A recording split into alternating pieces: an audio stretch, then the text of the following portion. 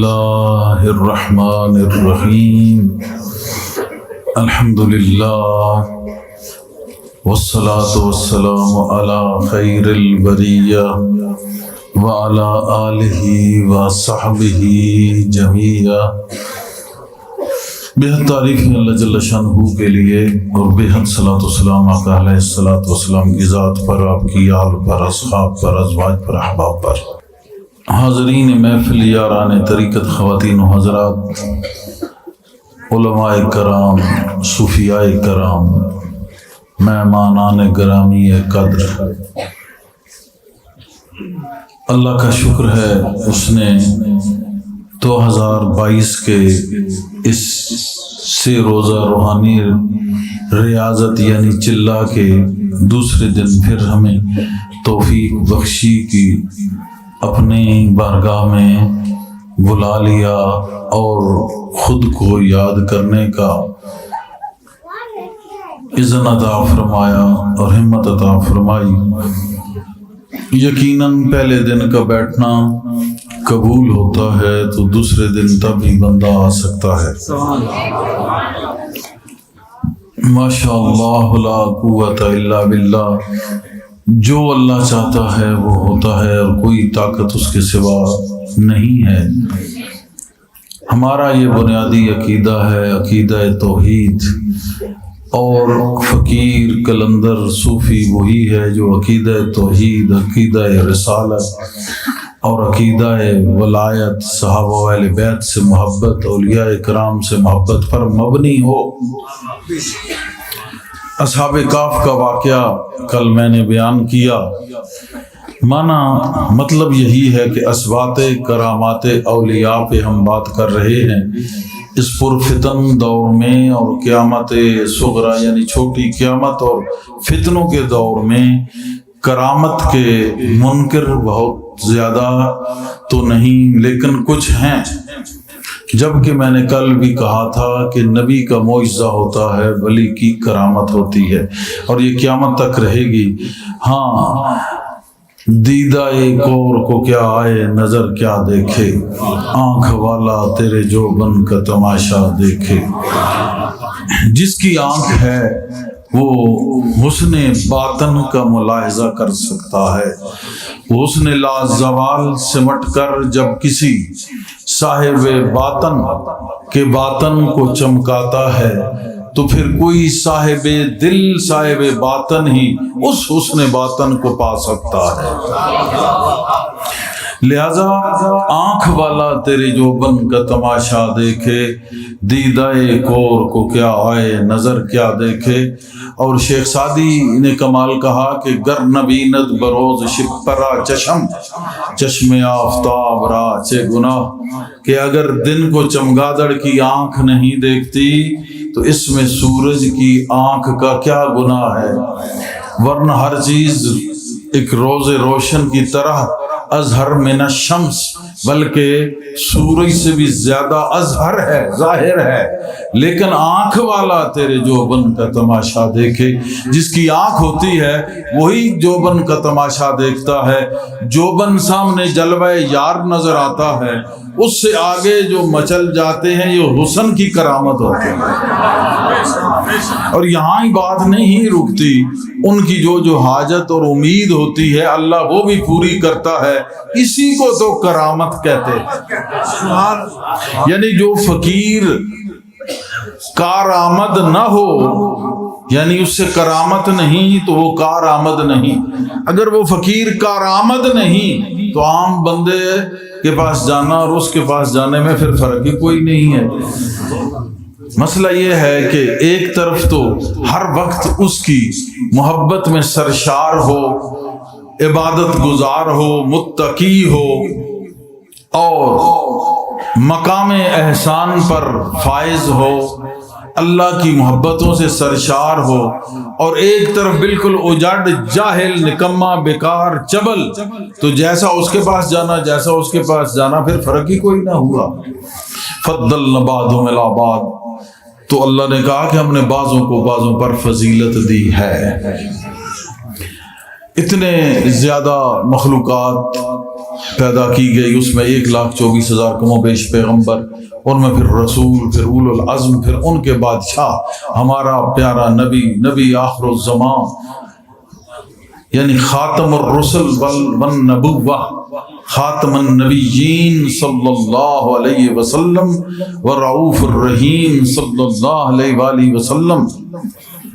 تو سارے مخلوق اسی کی تھی، فضیلت انبیاء کو ملی، پھر رسولوں کو ملی، اولو العزم کو ملی، ان میں پھر محبوب حبیب خلیل کو ملی، پھر اس سے آگے حبیب کو ملی۔ تو جس کو اللہ چاہے چن لیتا ہے، اس لیے تو کہتے ہیں مصطفیٰ، چنا گیا۔ تو سب میں جو چنا گیا، اور وہاں جب اللہ نے ان کی محفل محمد سجائی تو اس میں ساروں ارواحوں کو بلا کے کہا کہ گواہی دینا، گواہ رہنا، تم گواہ رہنا، تم گواہ رہنا۔ تو فضیلت تو آپ کے لیے ہے۔ پھر ہم کہیں جی کیوں ہے؟ کوئی خوبصورت ہے، اس کی فضیلت ہے۔ عام پتھر ہے، ہیرا بھی پتھر ہے، یاقوت بھی پتھر ہے، نیلم بھی پتھر ہے، زمرد اتنا سا دانہ اربوں کروڑوں کا ہے، وہ بھی پتھر ہے۔ تو ہم کہیں جی ایسا کیوں ہے؟ تو یہ خدا سے پوچھ سکتے ہو تو پوچھو، ورنہ بڑے بڑے انبیاء اور رسول بھی اس کے آگے سر تسلیم خم کرتے ہیں کہ یفعل اللہ ما یرید، جو وہ چاہتا ہے وہ ہوتا ہے۔ اگر وہ چاہتا ہے کہ کرامت اس کے ہاتھ سے سرزد ہو تو اس وقت ہوتی ہے۔ یہ ہمارا بھی یہی عقیدہ ہے، ہمارا اس خانوادے سے تعلق ہے جو شروع سے لے کے صدیاں در صدیاں، صدیاں در صدیاں جو اسی روحانیت سے وابستہ ہے، اور ان کا اپنا پیری فقیری کا بھی اپنا ہی نظام طریقہ ہے۔ یہ ایک دوستی کو پیری فقیری سمجھتے ہیں، ایک محبت کو پیری فقیری سمجھتے ہیں، ایک عاجزی کو پیری فقیری سمجھتے ہیں، خود تسکین دل حاصل کر کے آنے والے کو تسکین دل دے دینا، اس کو پیری فقیری سمجھتے ہیں، اس کی دلگیری کرتے ہیں، یہی تو پیری فقیری ہوتی ہے۔ ہر ایک کو اچھا دیکھنا، یہی تو پیری فقیری ہے۔ تو ہر آدمی ہر وقت ہر ایک کو اچھا نہیں دیکھ سکتا، یہ فقیر ہی ہوتا ہے جو ہر آدمی کو اچھا دیکھ سکتا ہے۔ آپ کبھی کسی کو اچھا دیکھتے ہیں، کسی وقت برا دیکھتے ہیں۔ فقیر ایسا ہے کہ اگر اچھا دیکھتا ہے تو اچھا ہی دیکھتا ہے، برا دیکھے تو پھر بھی اچھا ہی دیکھتا ہے، اور یہ امید رکھتا ہے کہ ایک وقت یہ اچھا ہو جائے گا۔ اور فقیر وہ ہے جو ہر کسی کا، ہر قسم کا ہر وقت فائدہ سوچے، ہم درد ہو، مونس ہو، غمخوار ہو، دلگیر ہو، سمجھو کہ ایسا پیر ہو۔ اس کے علاوہ اگر کوئی ہے تو وہ فضول ہے، وہ پھر پیر نہیں ہے۔ کل میں نے کہا تھا حد گیا سو اولیاء، ان حد گیا سو پیر، حد ان حد سے جو گیا وا کا نام کبیر۔ بھگت کبیر نے یہ کہا تھا، بڑی دور کی بات ہے، اس کو سمجھنے کی کوشش کرنا۔ جو میں بیان کل کیا تھا، جو آج کل ہوگا، اسی میں آپ کو سمجھ آئے گی کہ حد کیا ہے، ان حد کیا ہے، اور دونوں سے جو پار گیا وہ کیا ہے، وہ کیا ہے۔ بات محبت کی ہے تو ایک شعر تھا میرے ذہن میں، اس سے میں شروع کر رہا ہوں کہ سیغۂ راز میں رکھیں گے نہیں عشق تیرا، جب اے وحدہ لا شریک تجھ سے محبت ہے، اور محبت ایسی ہے کہ ہم تو تجھ میں سما نہیں سکتے، تیری جرت و قدرت ہے کہ تو دل میں گزرگاہ ہے، ہمارا دل تو اس سے گزر سکتا ہے، تو جو چاہے۔ اب دیکھیں نا، ایک چھوٹی سے چھوٹی جگہ میں خدا آ سکتا ہے کہ نہیں؟ ہم نہیں سما سکتے، ہماری جرت نہیں ہے۔ کم سے کم جگہ پہ وہ چاہے تو آ جائے، رب ہے، مالک ہے، تو ہم نہیں، یہ خود ہی وہ یفعل اللہ ما یرید، جیسا وہ چاہتا ہے ویسا کرتا ہے۔ انما امرہ اذا اراد شیئا ان یقول لہ کن فیکون، جب وہ ارادہ کرتا ہے، چاہتا ہے، کن کہتا ہے، ہو جاتا ہے۔ چھوٹی سی چھوٹی جگہ میں بھی سما جائے، نہ آئے تو بڑے سے بڑے آسمانوں میں بھی سما نہیں سکتا۔ لہ ما فی السماوات و ما فی الارض، سارے زمین و آسمان اسی کے ہیں۔ اللہ نور السماوات والارض، وہ آسمانوں اور زمینوں میں جو چمک رہا ہے اسی کا نور ہے، وہ موجود ہے، وہ حاضر و ناظر ہے، وہ مددگار ہے، وہ سن رہا ہے۔ وہ ایسا نور ہے، یاد اللہ نور ہی لنور ہی من یشاء، جس کو چاہتا ہے پھر اپنے نور سے ہدایت دیتا ہے، اپنے نور سے ہدایت دیتا ہے۔ تو ہم کچھ نہیں کہہ سکتے کر سکتے، لیکن اے یار اگر تجھ سے محبت ہے تو پھر اگر محبت کا پرچار نہ ہو تو وہ جھوٹی ہوتی ہے، منافقت میں ہوتی ہے۔ حضور نے فرمایا اگر کسی سے پیار کرو تو اس کو بتا دو کہ میں تجھ سے پیار کرتا ہوں۔ حدیث شریفہ میں ہے نا کہ اگر کسی سے پیار کرو تو اس کو بتاؤ کہ میں تجھ سے پیار کرتا ہوں۔ اور مومن کا پیار بھی اللہ کے لیے ہوتا ہے، نفرت بھی اللہ کے لیے اگر کسی سے ہو۔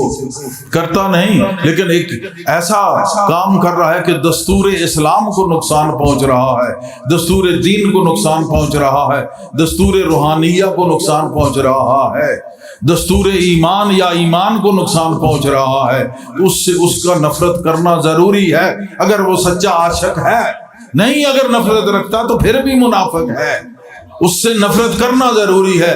پتہ چلا نفرت بھی اللہ کے لیے ہے اور محبت بھی اللہ کے لیے ہے۔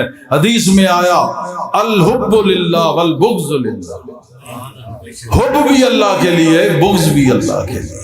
کسی سے اگر نفرت ہے تو اللہ کی وجہ سے ہے کہ اللہ سے یہ دور ہے، بلکہ خود دور نہیں، یہاں تک نہیں نفرت دور کر رہا ہے، دستور طریقت کو نقصان پہنچا رہا ہے، تو پھر یہ بغض ہے اس کی اس لیے کہ اللہ کے لیے۔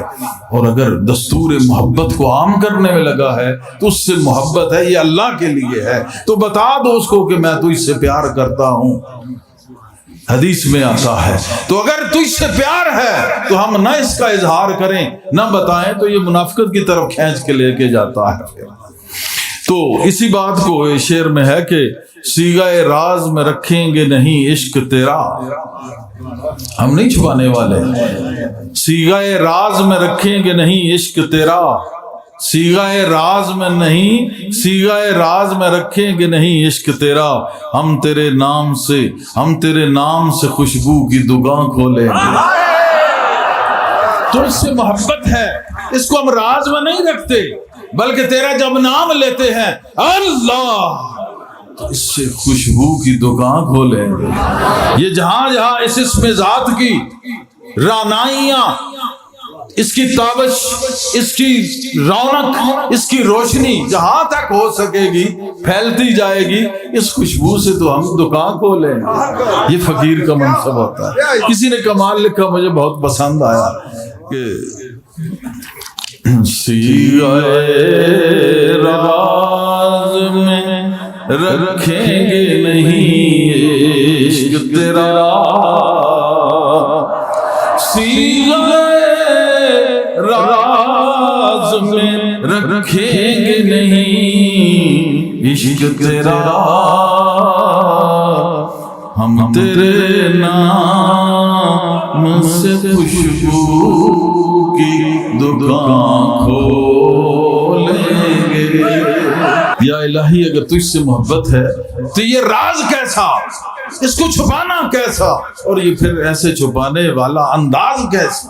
ہم تو اس کو عام کریں گے، اس سے خوشبو کی دکان سے مراد کہ ہر جگہ پہ اس کو عام کریں گے، اور ہر دل پہ تیرا نام لکھیں گے، ہر دل میں تیری ہر دھڑکن کے ساتھ تیرے نام کو بسانے کی کوشش کریں گے، تیرے امر اور تیری توفیق کے ساتھ۔ ورنہ ہم کون ہوتے ہیں، یہ تو خود سنبھالنے والا اور عطا کرنے والا ہے۔ میں نے کل کہا تھا کہ اصحاب کہف وہاں بیٹھے، ظلم و ستم سے بچ کے اللہ نے بچایا، اور ان کی خاطر سورج کو ادھر سے چڑھایا ادھر سے ڈوبایا، اور پھر آخر میں کتا تھا اس نے بھی بولنا شروع کیا، کہا مجھے کچھ نہ کہو میں ساتھ رہنا چاہتا ہوں۔ تو اب ایک بات اس میں یہ ہے کہ وہ تو اس نبی کی امت میں سے تھے، ان ولیوں کا یہ حال ہے، اور جو آقا علیہ الصلوۃ والسلام کی امت کے ولی ہیں، العلماء امتی انبیاء بنی اسرائیل، میری امت کے جو علماء حق ہیں، وہ عالم جو عارف بھی ہیں، وہ بنی اسرائیل کی نبیوں کی مثل ہے۔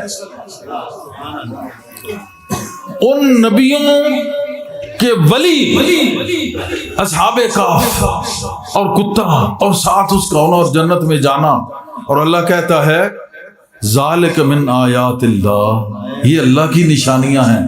تو ذرا تم اپنی قسمت پہ ناز کیوں نہ کرو پھر کہ تم محمد مصطفیٰ کی امتی ہو، اور اس امت کے جو ولی ہیں ان کا کیا مقام ہوگا کل انبیاء بنی اسرائیل، کہ جو بنی اسرائیل کے نبیوں جیسی، یعنی کہ نبی تو نہیں ہیں، کا انبیاء بنی اسرائیل کی نبیوں جیسی فوقیت و عظمت اللہ پاک نے ان کو عطا کی ہے۔ تو اگر اس امت کے ولی کے ساتھ کتا بیٹھ جائے تو اس کی بات بن جاتی ہے۔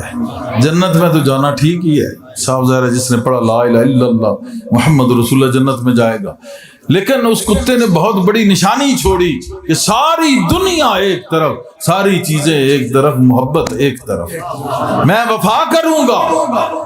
وہ اپنی وفا پہ قائم رہا، اسی وفا کے باعث انہی کے ساتھ آج بھی ہے، اور جنت میں انہی کے ساتھ جائے گا۔ حالانکہ کوئی کتا جنت میں نہیں جائے گا، ایک واحد کتا ہے، قطمیر اس کا نام تھا، وہ جنت میں جائے گا۔ قرآن نے اس کے انداز کو لکھ دیا، کلبہم باسط ذراعیہ بالوسید، کہ ان کا جو کتا تھا غار کے دانے پہ یوں دو زانو ہو کے بیٹھا ہوا تھا۔ تو اگر وہ محبت اور اس پر وفا کتے نے چاہی تو اس کو اللہ نے عظمت دے دی اور کہا ذالک من آیات اللہ، یہ تو اللہ کی نشانیاں ہیں۔ اور ہمارا نبی جو سب سے اعلیٰ و اعلیٰ نبی ہے، جو جان رحمت ہے، اس کا ولی کیا کم ہے؟ ان سے تو کتے میں بھی کرامت ظاہر ہوئی اور بولا، اور ان کی کرامت 300 سال بعد اٹھے اور بولے، اور ان سے بے شمار کرامتیں آج بھی ہیں۔ ان کا نام لکھ کے گھر میں لگاؤ، کوئی بھی جن بھوت پریت بھاگ جاتا ہے، جادو ہوتا نہیں ہے۔ جو نہیں مانتا وہ ہرگز نہ لگائے، اس کے لیے بری بات ہے۔ جو مسلمان ہیں، قرآن پہ یقین رکھتے ہیں، ان کو پتا ہے کہ ان کا ذکر قرآن میں ہے۔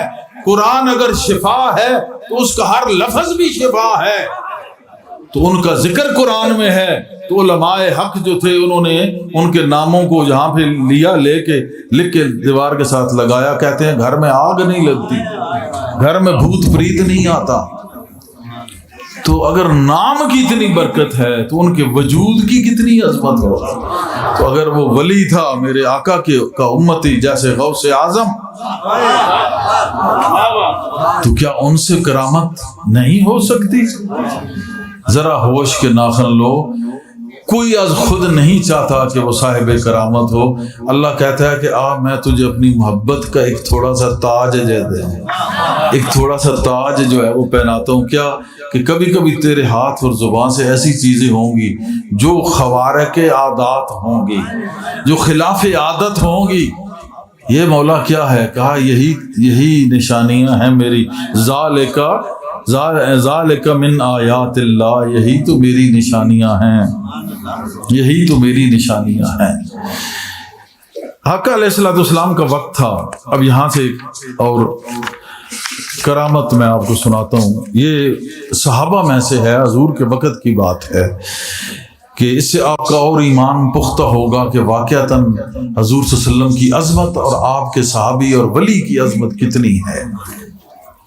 حضرت ابو ہریرہ رضی اللہ عنہ سے ایک طویل حدیث مروی ہے کہ کفار قریش نے کچھ لوگوں کو حضرت عاصم کی لاش کی شناخت کے لیے بھیجا اور کہا کہ ان کی شناخت کر کے لاش سے نا تھوڑا سا ٹکڑا کاٹ کے لے آؤ تاکہ ہم پیچھے دکھا سکیں، کیونکہ غزوہ بدر میں انہوں نے قریش کے سرداروں کو قتل کیا تھا، تو وہ بدلہ لینے کے چکر میں تو لاش پڑی تھی میدان کارزار میں، جہاد میں، کئیوں کو مارا اور چلے گئے۔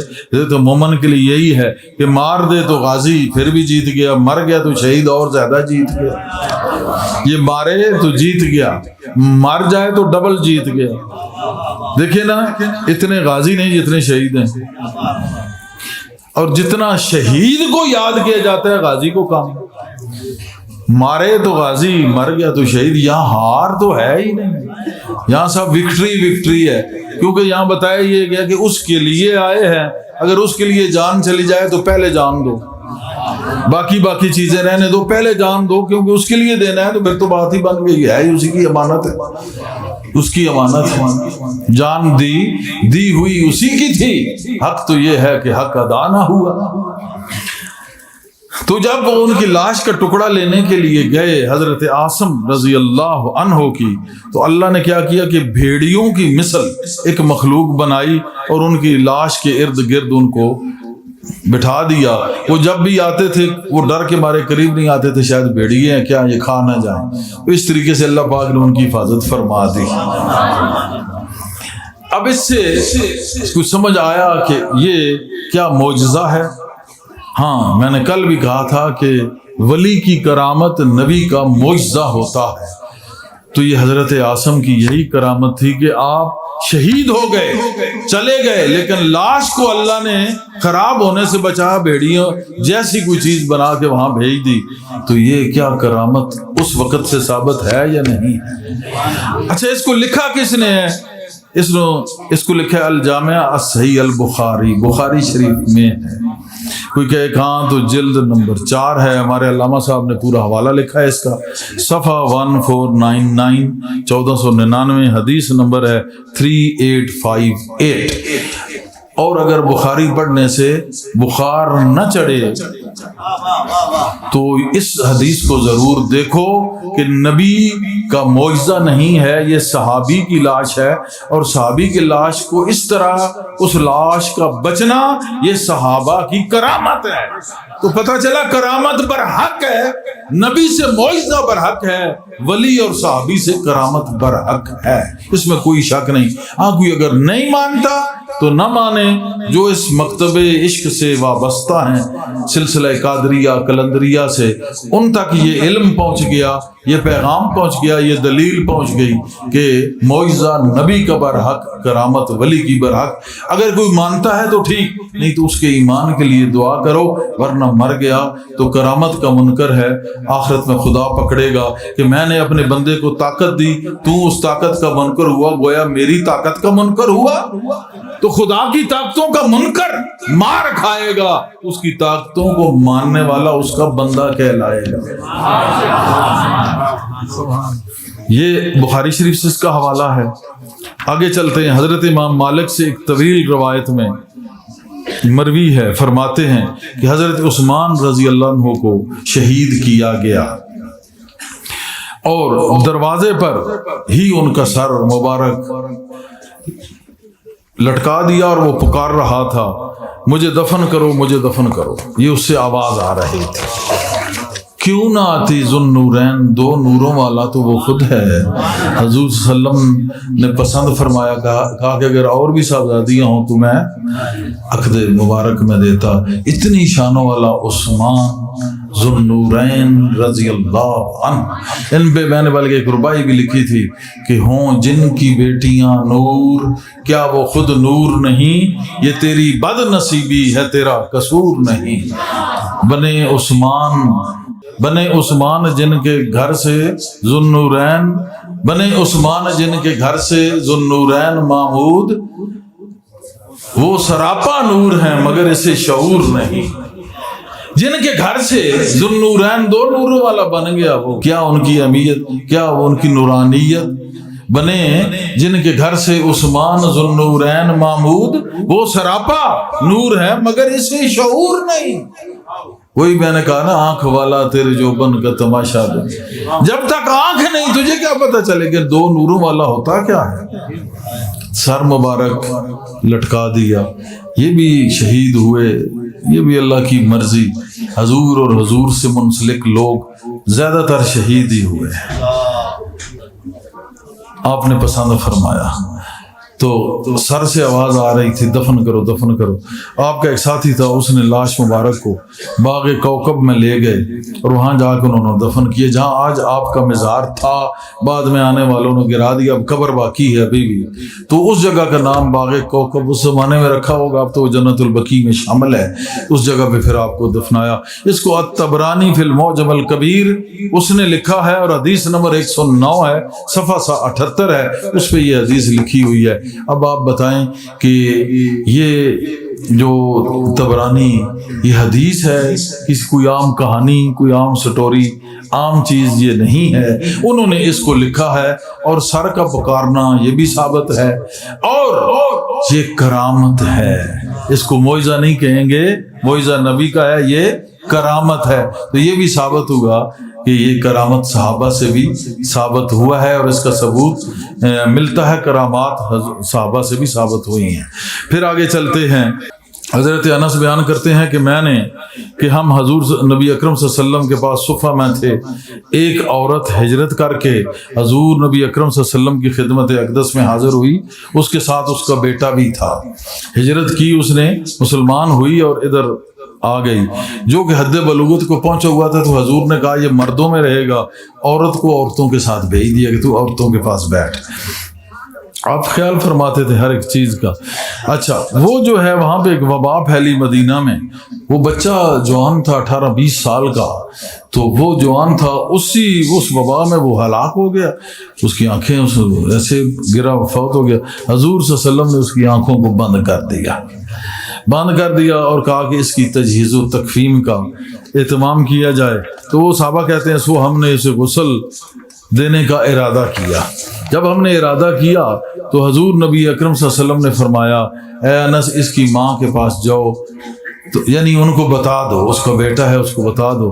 لہٰذا میں نے اس کے بیٹے کی وفات کا بتایا، وہ آئی اور آ کر اس کے قدموں کے قریب بیٹھ گئی اور انہیں پکڑ لیا، دونوں پاؤں کو نا اس ماں نے پکڑ لیا کہ اور یہ دعا کی، اے اللہ میری اس مصیبت کی وجہ سے بتوں کے پجاریوں کو خوش نہ کر، کیونکہ انہی سے وہ بھاگ کے آئی تھی، کلمہ اسلام پڑھ کے آئی تھی۔ اس نے کہا کہ اے اللہ مجھ پہ جو تو مجھے آزما رہا ہے، مصیبت بھیج رہا ہے، ٹھیک ہے تو مالک ہے، لیکن تو بتوں کے پجاریوں کو خوش نہ کر۔ اے اللہ میری اس مصیبت کی وجہ سے بتوں کے پجاریوں کو خوش نہ کر، اور نہ ہی مجھے اس مصیبت سے دوچار کر، بچا مجھے اس مصیبت سے جس میں مجھے ہمت نہیں، جس کی میں طاقت نہیں رکھتی، اس مصیبت سے مجھے تو بچا۔ راوی بیان کرتے ہیں کہ خدا کی قسم اس نے ابھی اپنا کلام ختم نہیں کیا تھا کہ اس لڑکے نے اپنے قدموں کو حرکت دی اور اپنے چہرے سے کپڑا ہٹا دیا، پھر حضور اکرم صلی اللہ علیہ وسلم کے وصال مبارک اور اپنی ماں کے وفات کے بعد تک زندہ رہا۔ اس کو میں حوالہ بیان کر لوں، البہقی فی دلائل النبوہ جلد نمبر 6 صفحہ 52، اور ابن کثیر فی البدایہ والنہایہ جلد نمبر 6 صفحہ 100، دونوں مستند دلیلیں ہیں، اس کی مستند ثبوت ہے، مستند دلائل ہے۔ پھر بھی اگر کوئی نہ مانے تو پھر وہ اپنے ہونے کی بھی دلیل نہیں دے سکتا۔ ویسے تو اگر دیکھیں نا، اگر اسے پوچھے کہ تیرے ہونے کی کیا دلیل ہے تو وہ نہیں دے سکتا، مستند بات ہے، ایسا ہو سکتا ہے۔ میرے مصطفیٰ کو ماننے والے ہو تو خالی جان، تو یہ کیا معجزہ ہے؟ نہیں، یہ کرامت ہے۔ نبی کا معجزہ تو ہر ولی کی کرامت ہے ہی، لیکن یہ معجزہ ہے، اور معجزہ بھی صحابی کا نہیں، ولی کا نہیں، ولیہ صحابیہ کا، ولیہ کا یہ معجزہ ہے۔ بیٹے کے پاؤں چھوڑنے سے پہلے اللہ پاک نے اسے زندہ کر دیا۔ یا اللہ اس مصیبت سے دوچار نہ کر جس کی میں ہمت نہیں رکھتی، اور ان بتوں کے پجاریوں کو تو خوش نہ کر، کیونکہ وہ کہیں گے ہم سے گئی تھی نا، چلو بیٹا بھی گیا، بات کریں گے نا۔ اللہ نے کہا وہ زندہ ہو گیا۔ اس میں منطق کیا ہے؟ جب حضور نے چہرے پہ ہاتھ رکھا تھا نا، یہ میں بیان کر رہا ہوں، کوئی اس کو تشریح کرنے والا حدیث کا وہ اپنا کوئی لکھتا ہوگا، ٹھیک ہے، اس کی اپنی مرضی، لیکن میرا وجدان، میرا حال یہ کہتا ہے کہ جب اس کی آنکھیں کھلی تھی نا تو حضور نے ایسا کی آنکھیں بند کی، جب چہرے پہ ہاتھ رکھا نا آنکھوں پہ ایسے، تو پھر کہا کہ جاؤ اس کی والدہ کو بتا دو، اس کی والدہ کے پاس جاؤ۔ لہٰذا میں نے اس کے بیٹے کی وفات کا بتایا، تو یہ صحابی نے مرنے کا بتایا، حضور نے کہا اس کی والدہ کو بتا دو، تو صاحب ذرا وفات کا ہی، فوت ہونے کا ہی بتایا۔ پھر تو ہاتھ رکھا نا جب وہ رحمت للعالمین نے، جان عالم نے، جو پورے عالمین کی جان عالم ہے، اس نے ہاتھ رکھا تو میرا خیال میں جان تو اس وقت آ گئی، آگے ظاہر کیا اس کی والدہ کو، وسیلہ اس کی والدہ بنی اس معجزہ مصطفیٰ یا ہمت قدرت مصطفیٰ کو ظاہر کرنے کے لیے والدہ اس کو وسیلہ بنی۔ اس نے کہا یا اللہ یا اللہ یا اللہ، اس نے یہ کہا، اللہ نے کہا جو میں نے کرنا تھا وہ تو میرے محبوب نے کر دیا ہے، وہ تو میرے محبوب نے کر دیا ہے، تو جا پھر تیری آج عید ہو گئی۔ وہ اٹھ کے بیٹھ گئے، سارے حیران پریشان، اور زندہ بھی اتنا رہا کہ خود حضور صلی اللہ علیہ وسلم کا وصال مبارک ہو گیا، اس کی ماں چلی گئی، پھر بھی زندہ رہا بعد میں ہو گیا۔ تو یہ بات ہوتی ہے اللہ کے پیاروں کی۔ اور دوسری بات یہ ہے کہ جب تک حضور کے پاس نہیں تھی تو یہ عمل کرنے سے وہ قاصر تھی، تو نسبت مصطفیٰ کا یہ فیض ہے کہ مردہ کے پاؤں کو اگر مصطفیٰ کے پاس بیٹھنے والا کوئی مردہ کے پاؤں کو پکڑ لے تو مردہ اٹھ کے بیٹھ جائے۔ یہ دوسری اس میں توضیح یہ ہے، دوسری وضاحت یہ ہے، ایک تو مصطفیٰ کا دست شفقت، دست محبت، جان عالم کا جان دے گیا، اور اس کی جان اس کی دعا میں کرا گیا کہ اللہ کر رہا ہے، اللہ نے کہا ٹھیک ہے، کرنے والا کر گیا ہے، وہ تو ٹھیک ہے، لیکن اس کو بھی نہیں مانتا اگر کوئی، تو یہ عورت مصطفیٰ کے بغیر یہ کر سکتی تھی؟ نہیں، کوئی نہیں بتا سکتا۔ ہاں جب وہ درے مصطفیٰ کی بکھارن بنی، آکے جا کے نوکری کی خادمہ بنی، تو حضور یعنی بارگاہ رسالت کی خادمہ میں اتنی طاقت ہے کہ مردہ کے پاؤں کو پکڑے مردہ اٹھ کے بیٹھ جاتا ہے، مردہ اٹھ کے بیٹھ جاتا ہے۔ یہ نسبت مصطفیٰ کا فیض ہے، اور یہ کرامت صحابیہ، کرامت ولیہ ہے، یہ بالکل سچی اور ثابت، اور یہ ثابت ہے، بالکل ثابت ہے۔ اس کو حضرت بہقی البہقی فی دلائل النبوت اور کثیر ابن کثیر فی البدایہ والنہایہ، مستند کتاب ہے، سارے اس کا حوالہ دیتے ہیں۔ میں بعض علماء کو میں نے سنا ہر کوئی اس کا حوالہ دیتا ہے، ٹھیک ہے، حوالے کے بغیر بات نہیں ہونی چاہیے، کیونکہ کئی ایسے چھوڑ بھی دیتے ہیں، کئی اپنے لوگوں کی ایسے انہوں نے بنا رکھی ہیں، بس ایسی بات نہیں ہے۔ جو ہم بھی حوالے اور دلائل سے، دلیل سے ماننے والے ہیں، علم دوست ہیں اور عالم سے محبت رکھتے ہیں، مگر عالم ہو، اتقوا عالم الجاہل، جاہل عالم سے بچو، یہ معاملہ نہ ہو عالم ہو، بے شک عارف تو اور بات ہے، ہاں اگر عالم ہو اور عارف ہو جائے تو پھر تو نور علی نور ہے، کیونکہ ہمیں پتہ ہے کہ عالم ہوگا تو باب العلم سے چوکھٹ کو چوم کے آیا ہوگا، تو میرے مولا کی چوکھٹ کو کوئی بھی چوم لے ہم تو اسے سلام کرتے ہیں۔ اگر عالم ہوگا تو چوکھٹ علم جو ہے اس کو چوما ہوگا، اگر اس کو چوما ہے تو اس کا ہم ادب کرتے ہیں، احترام کرتے ہیں، عزت دیتے ہیں، کیونکہ اس کو اس چوکھٹ نے قابل ادب بنا دیا، محترم بنا دیا، صاحب عزت بنا دیا۔ تو اگر عالم نہیں ہے، اتقوا عالم الجاہل، سلطان ابو رحمۃ اللہ علیہ کہتے ہیں جاہل عالم سے بچو، وہ تو حدیث کے ضمن میں اس کو نقل کرتے ہیں کہ جاہل عالم سے بچو۔ عالم اور جاہل ایک دوسرے کے اپوزٹ ہیں، عالم جاننے والے کو کہتے ہیں، جاہل نہ جاننے والے کو کہتے ہیں، تو پتہ چلا کچھ جان کر بھی نہ جاننے والے ہوتے ہیں، تو ایسوں سے بچو، ان کو نہیں۔ لیکن جو عالم ہے صحیح معنوں میں، علم نور ہے، اور عالم جو بنا اس کو نور حاصل ہوا، اور صحیح معنن میں ہے تو چوکھٹ مرتضیٰ سے حاصل ہوا، تو ہم تو اس کا ادب کریں گے، کیونکہ جب اس نے چوکھٹ کو چھو لیا ہمیں کوئی اعتراض نہیں ہے، کیونکہ چوکھٹ وہ باب العلم کی ہے، اور اس چوکھٹ کو جو ہی کراس کرو آگے شہر مصطفیٰ شروع ہو جاتا ہے، ہمیں کیا اعتراض ہوگا اس میں؟ بھائی علی کی چوکھٹ سے چوم کر شہر محمد میں شامل ہونے والا کتنا قابل عزت ہے، کتنا قابل عزت ہے۔ سارے علموں کا دروازہ ایک رکھ کے مصطفیٰ نے بتا دیا، دروازہ قیامت تک ایک ہی ہے، محمد ایک ہی ہے، اللہ ایک ہی ہے، قرآن ایک ہی ہے۔ اب اس سے کوئی کہے کہ باقی اصحاب کی نفی ہے تو بہت بڑا ظلم ہے، کوئی نفی نہیں ہے۔ کوئی نفی نہیں ہے. کسی کو شک ہے تو آج جا کے دیکھ لے, ایک محمد ہے, ساتھ ایک یار ہے اور وہ سسروی ہے, دوسرا ایک یار ہے وہ سسروی ہے, اور وہ سسر بمنزل والد ہوتا ہے, لیکن ان کو تو ہم یار ہی کہتے ہیں. اچھا, یار کا لفظی معنی کیا؟ بڑا یار پہ زور دیا جاتا ہے. یار کہتے ہیں مددگار کو, یار کہتے ہیں مددگار کو. واہ سلام اے یاران مصطفیٰ, تم مددگار بھی ہو تو مصطفیٰ کے ہو.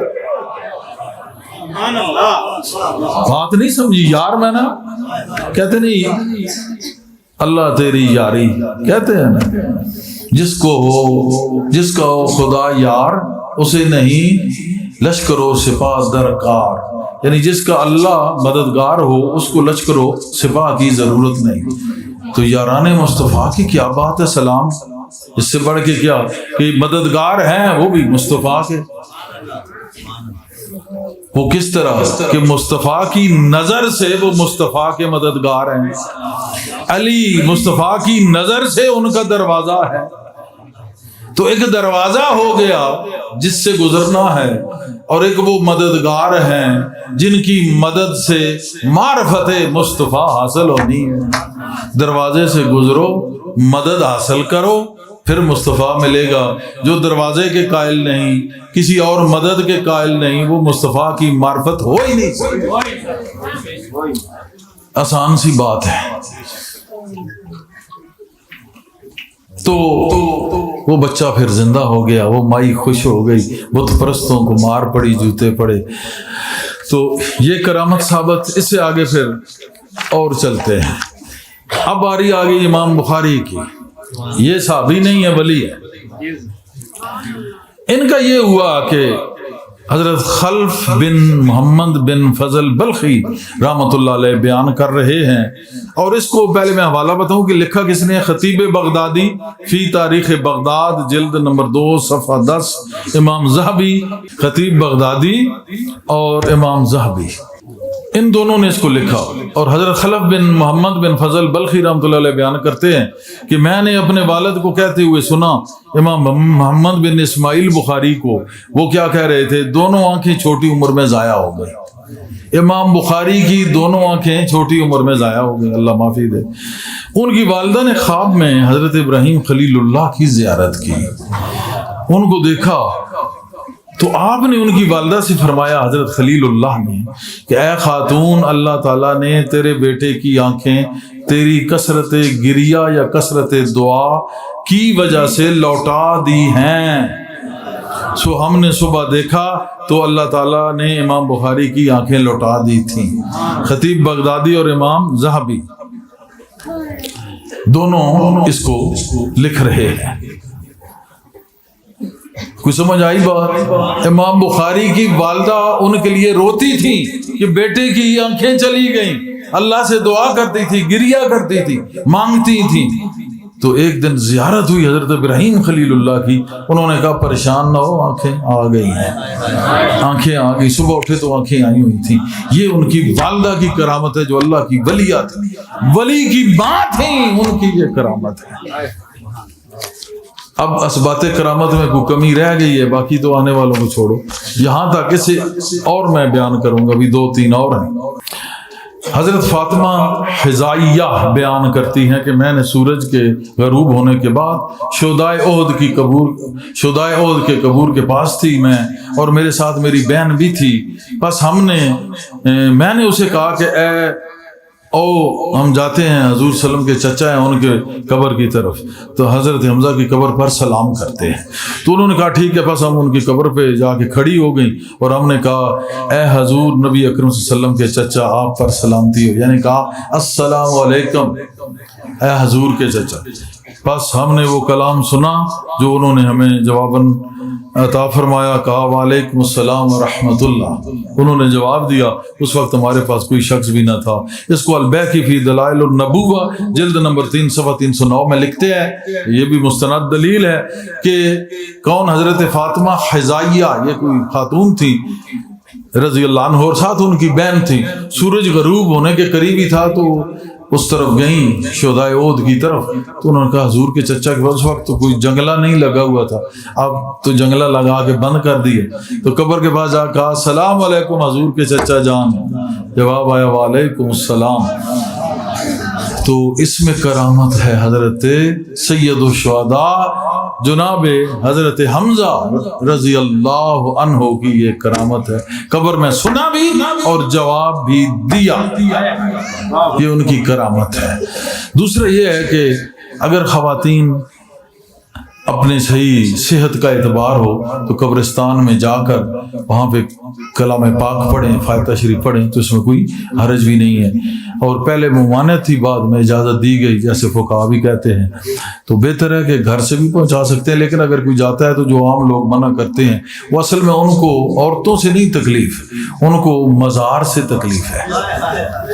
میں تو حیران ہوتا ہوں، مزار سے عورتوں سے نہیں تکلیف، مزار سے تکلیف ہے اور بازار سے بھی نہیں تکلیف۔ بھائی مزار والا تو سویا ہوا ہے، اوپر مٹی ہے، وہ جانے اس کے کام۔ تو میں حیران ہوں کہ عورتوں سے نہیں تکلیف، مزار سے تکلیف ہے اور بازار سے پھر نہیں تکلیف۔ پھر جب سفر کرتے ہیں عورتیں تو ٹرین میں ہیں، جہاز میں ہیں، اور یہ جو کوچز چل رہی ہیں ان میں ہیں، سہرگاہوں پارکوں میں ہیں، بس سٹاپ پہ کھڑی ہوتی ہیں، ہر جگہ پہ، وہاں بھی کوئی تکلیف نہیں۔ مزار میں اگر وہاں پردے کا انتظام ہے اور قبر سے باہر کہیں کھڑی ہے اور پڑھ بھی قرآن رہی ہیں اور اللہ کے خوف سے کام پر ڈر رہی ہے اور مغفرت کی دعا مانگ بھی رہی ہیں، اپنی بھی، ان کے لیے بھی اور قبرستان والوں کے لیے بھی، اللہ کی یاد بھی آ رہی ہے، تو پھر عورت سے تکلیف ہے۔ اس بات کی مجھے نہیں سمجھ آئی یہ آج تک کہ یہ کیا مسئلہ ہے۔ اگر تو وہاں کوئی غلط کام ہو ہم اس کے خلاف ہیں، اختلاط ہو وہاں پہ مرد و زن کا ہم اس کے خلاف ہیں بلا شک و شبہ، لیکن ظالموں بازار میں کیا ہوتا ہے، تمہاری بسوں میں کیا ہوتا ہے، جہازوں اور ٹرینوں میں کیا ہوتا ہے، بس سٹاپوں پہ کیا ہوتا ہے، تمہارے کالجز میں کیا ہوتا ہے، سکولوں میں کیا ہوتا ہے، یونیورسٹیز میں کیا ہوتا ہے، کبھی پارکوں کو جا کے دیکھا ہے کیا ہوتا ہے۔ کوئی شرم و حیا کرو، وہاں تمہاری غیرت مر گئی ہے، اور جہاں اللہ کا قرآن پڑھ رہی ہے، اللہ کا ذکر کر رہی ہے، وہاں تمہیں اعتراض پیدا ہو جاتا ہے۔ سمجھ سے بات باہر ہے، باقی جو نہیں جانے دیتے ٹھیک ہے، جو جانے دیتے ہیں وہ بھی ٹھیک ہے، نہیں جانے دیتے وہ جانے ان کا کام، جو جانے دیتے ہیں ان کا کام۔ جانے والوں کے لیے یہ بات ضروری ہے کہ وہ دیکھیں کہ وہاں صحت عصمت، تحفظ عصمت کا انتظام ہے، صحت عزت کا انتظام ہے، اختلاط مرد و زن تو نہیں ہے۔ اگر یہ ساری چیزیں نہیں ہیں تو پھر جا سکتی ہیں، کوئی روک نہیں سکتا۔ حضرت جابر رضی اللہ عنہ روایت کرتے ہیں کہ جب غزوہ احد کا وقت آ گیا تو میرے والد نے مجھے رات کے وقت بلایا اور فرمایا میں یہی دیکھتا ہوں کہ حضور نبی اکرم صلی اللہ علیہ وسلم کے اصحاب میں سب سے پہلے میں شہید ہو جاؤں گا۔ بات سنتے جانا، مجھے شہید کیا جائے گا اور میں اپنے بعد رسول اللہ صلی اللہ علیہ وسلم کی ذات مبارکہ کے سوا تمہارے لیے کوئی عزیز چیز چھوڑ کر نہیں جا رہا۔ تیسری بات مجھ پر قرض ہے، اسے ادا کر دینا اور بہنوں کے ساتھ اچھا سلوک کرنا۔ صبح ہوئی تو سب سے پہلے وہی شہید کیے گئے، بات سنتے جانا، اور ایک دوسرے کے ساتھ دفن کیے گئے اکٹھے، ٹھیک ہے۔ پھر میرا دل چاہا، میں اس پر رضامند ہوا کہ میں ان کو دوسروں سے جدا کر دوں، یعنی الگ قبر میں دفن کروں۔ 6 مہینے گزر چکے تھے، میں اٹھا، جا کے قبر کو کھولا اور دیکھا جسد اطہر ویسے ہی کہ ویسا ہی پڑا، سوائے ایک کان کے، وہ کان دوران جنگ جو ہے نا تلوار لگ کے کٹ گیا تھا، شہید ہو گیا تھا، تو وہ تو چونکہ وہیں گر گیا تو وہ ساتھ نہیں رکھا، اس کے علاوہ باقی سب کوئی ویسا تھا جیسے رکھا ہے۔ میرا یقین ہے کہ اگر وہ کان بھی ایسے ساتھ رکھ دیتے تو 6 مہینے بعد وہ کان بھی ویسا ہی ہوتا۔ اس کو کس نے لکھا ہے؟ الجامعہ صحیح البخاری اور صفحہ 177 حدیث نمبر 453 اس میں کیا چیزیں ہیں؟ حضرت جابر رضی اللہ عنہ کہتے ہیں کہ غزوہ احد کا جب وقت آیا تو ان کے جو والد تھے انہوں نے بلایا کہ ان کو، حضرت جابر کو کہا کہ میں یہ دیکھتا ہوں، میں یہی دیکھتا ہوں۔ پہلی کرامت شروع ہو رہی ہے صحابی کی، بلایا کہ میں یہی دیکھتا ہوں کہ سب سے پہلے مجھے شہید کیا جائے گا، اور یہی ہوا، سب سے پہلے وہی شہید ہوئے۔ کرامت ہے کہ نہیں ہے؟ ثابت ہو گئی۔ بخاری نے لکھا۔ اگلی بات، میرے بعد میں ایک پہلی جو نصیحت کی، اب نصیحت وہاں تک نہیں تھی، وہ تو خبر تھی کہ میں یہ خبر دے رہا ہوں کہ سب سے پہلے میں نظر آتا ہے میں ہی ہوں۔ سب سے بڑی نصیحت کر گئے کہ میں اگر کوئی عزیز ترین چیز تمہارے لیے چھوڑ کے جا رہا ہوں تو یہ پیارے مصطفیٰ کریم صلی اللہ علیہ وسلم، بس سب سے زیادہ عزیز ان کو رکھنا، باقی چھوڑ دو جو کچھ ہے یا نہیں ہے، سب سے عزیز یہی ہے، ان کو کبھی ان کا دامن نہ چھوڑنا۔ یہ بات ہوتی ہے صحابہ کی محبت کی۔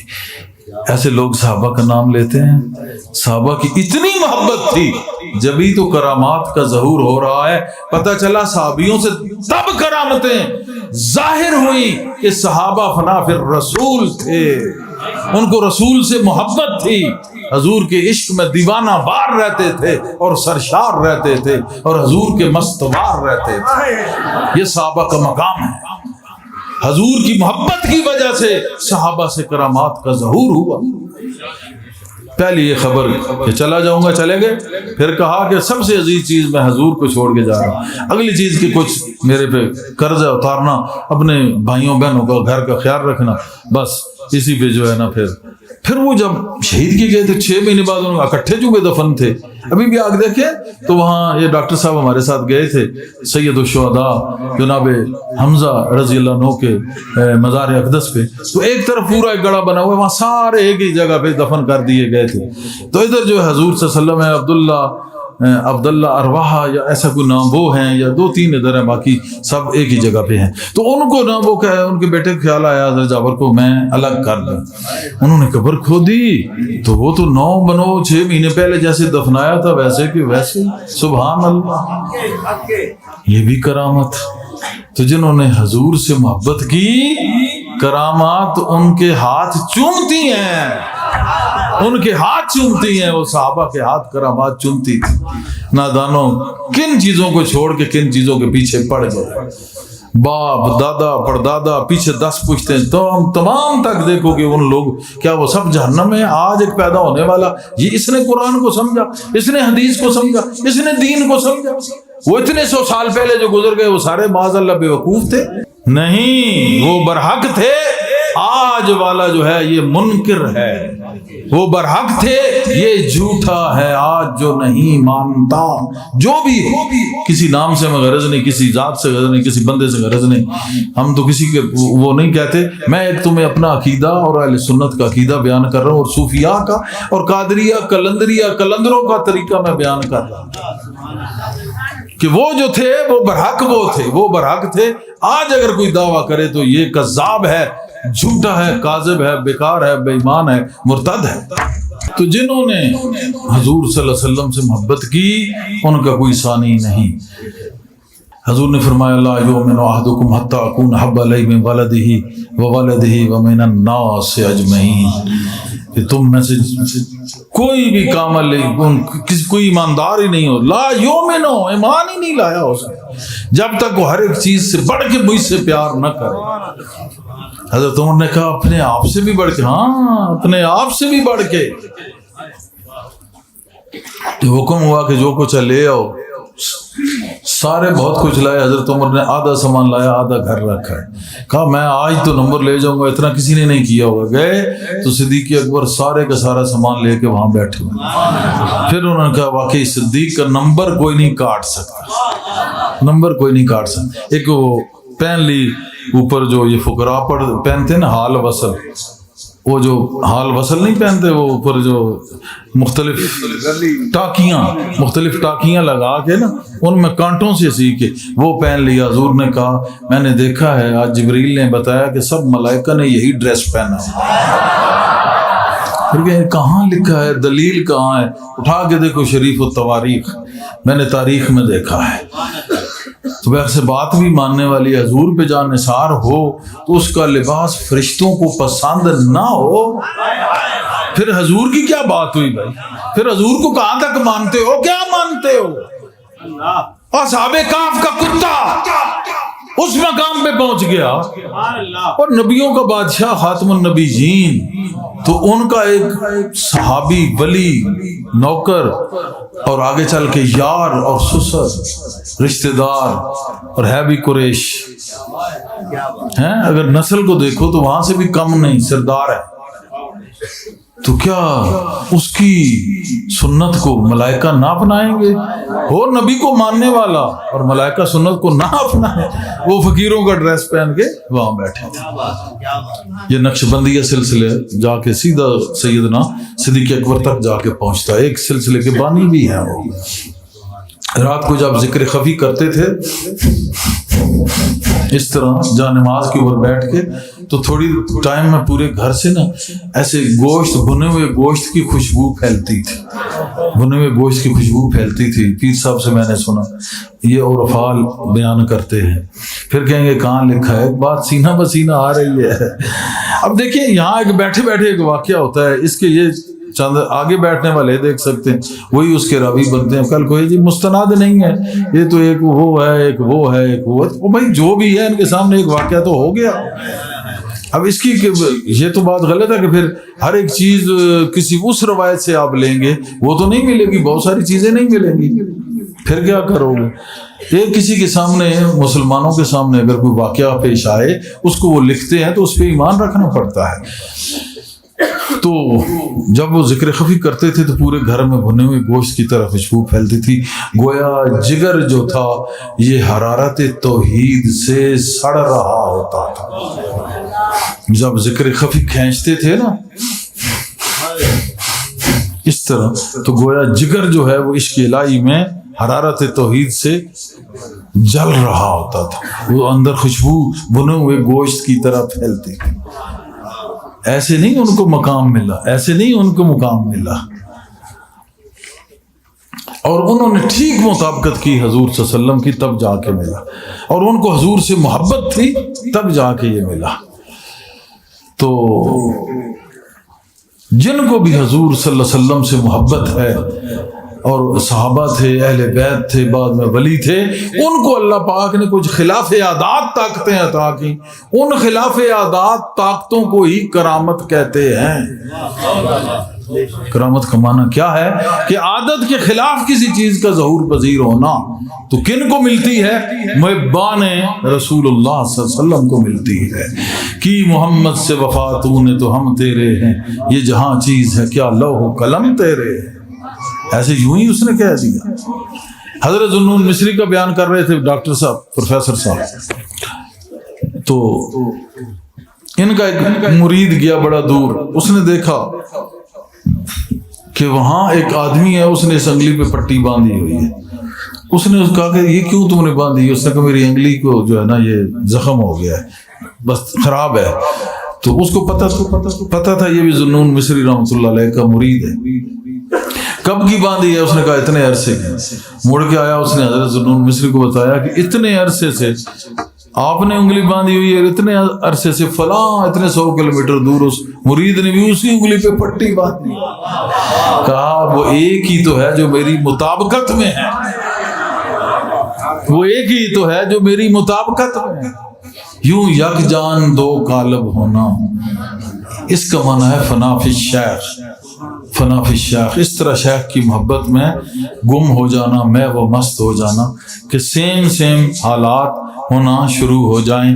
بندے کی اپنی جرت نہیں ہے اس کی جلالیت کو ایبزارب کرنے کی، حاصل کرنے کی۔ جب وہ شیخ کا تصور کرتا ہے تو اس تصور وسیلہ بن جاتا ہے، اس وسیلے کے تحت وہ جلالیت ربانی جو ہے اس کو وہ ایبزارب کر سکتا ہے، جذب کرتا ہے۔ اسی طرح کچھ عرصہ حالت جذب میں رہنے کے بعد پھر سلوک کی طرف اس کو پھیرا جاتا ہے۔ قلندر جو ہے وہ جذب اور سلوک کا مرکب رہتا ہے، کبھی حالت جذب میں ہے، کبھی حالت سلوک میں ہے۔ تو حالت جذب میں پھر اس کی اختیار سے باہر ہوتا ہے، جو کچھ وہ کہتا ہے کرتا ہے، لیکن حالت سلوک میں پھر وہ عین متبع شرع ہوتا ہے، شریعت محمدی کا عین تابع ہوتا ہے، اور اسی کو سب سے بہتر راستہ سمجھتا ہے، کیونکہ محبت کا راستہ یہی ہے۔ ٹھیک ہے، کل سے پھر جو ہے یہ اقوال جو ہیں رسالہ کشیریہ کے، اس کو جتنی اس کی وضاحت تھی اتنا میں نے اس کو بیان کر دیا، کیونکہ اگر آپ اسی آیت کو میں دوبارہ شروع کروں تو اسی پہ پھر تینوں دن چلتے، بہتر نہیں تھا کہ زیادہ سے زیادہ آپ تک یہ نالج پہنچ جائے، تو بات وہیں جا کے ٹھہرے گی کہ صیغۂ راز میں رکھیں گے نہیں عشق تیرا، صیغۂ راز میں رکھیں گے نہیں عشق تیرا، صیغۂ راز میں رکھیں گے نہیں عشق تیرا، ہم تیرے نام سے خوشبو کی دکان کھولیں گے، ہم تیرے نام سے خوشبو کی دکان کھولیں گے، ہم تیرے نام سے خوشبو کی دکان کھولیں گے۔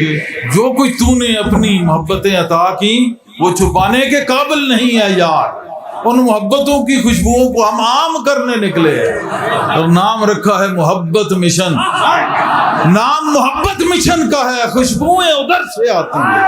دنیا میں اگر تم نے مجھے اپنا بنایا ہے، دنیا میں اگر تم نے مجھے اپنا بنایا ہے، دنیا میں اگر تم نے مجھے اپنا بنایا ہے، محشر میں بھی کہہ دے، محشر میں بھی کہہ دینا، آیا میرا دیوانہ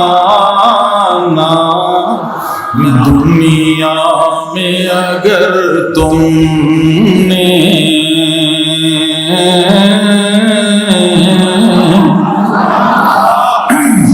دنیا میں اگر تم نے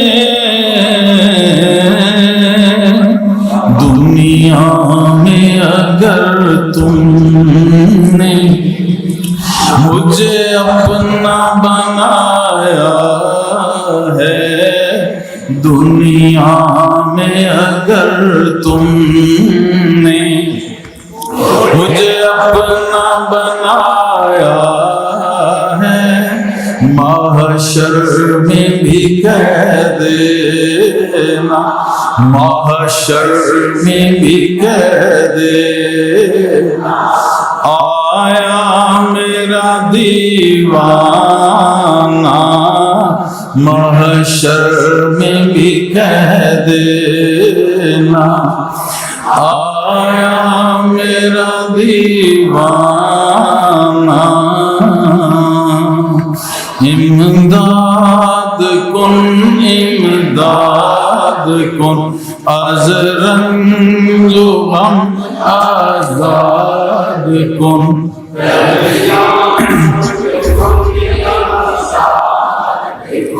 امداد کن امداد کن از رنج و غم آزاد کن،